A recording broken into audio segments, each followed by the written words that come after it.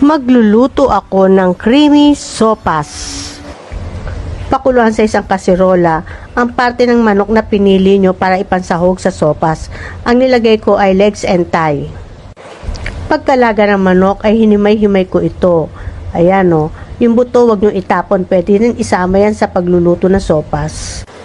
Maglagay ng 1 kalahating butter sa kasirola.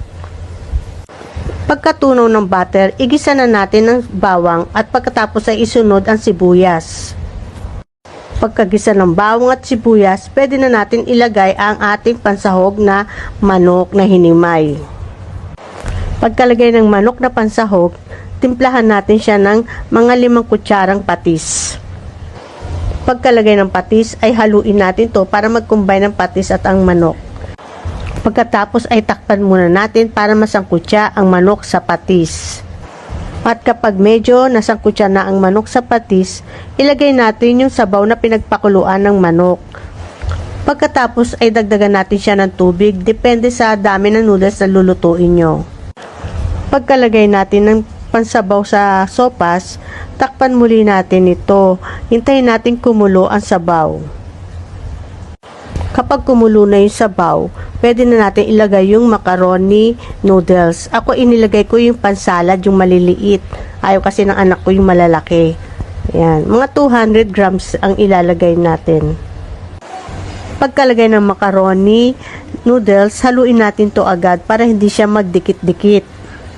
Samahan natin ng chicken and corn, ang sopas na niluluto natin. At habang hinihintay nating maluto ang sopas, tunawin natin ito sa 1 tasang tubig bago ilagay sa nilulutong sopas para hindi siya mamuo-muo.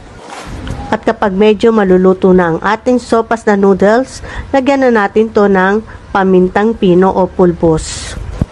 Lagyan din natin ng isang maliit na lata ng evaporadang gatas.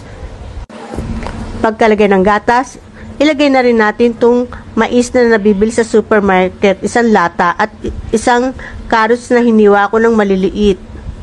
Pagkalagay ng carrots at mais, ilagay na natin yung tinunaw natin na chicken and corn soup. Lagyan na rin natin ng isang Knorr chicken cubes para lalo sumarap ang ating sopas. At pagkalagay ng mga sahog sa sopas na niluluto, haluin natin ito para mag-combine ang lahat ng sahog na sa niluluto nating sopas. Ayan, at medyo nagiging creamy na ang aking sopas at malapit na siyang maluto. Luto na ang aking creamy sopas.